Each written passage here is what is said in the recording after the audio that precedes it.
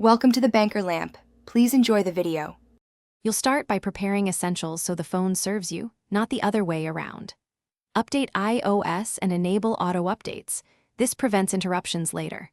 Once done, create a work focus and set hours so notifications filter automatically.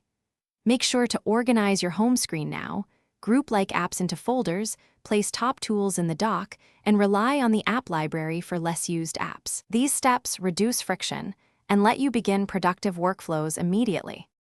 Now you build repeatable workflows that save minutes every day. Create shortcuts. Combine actions like Open App, Start Timer, Draft Email, and Tap Once. Then configure reminders into project lists with due dates, subtasks, and location triggers so tasks surface when relevant.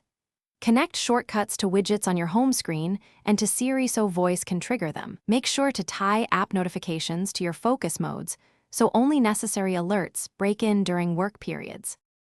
Finish by refining and ensuring everything stays reliable.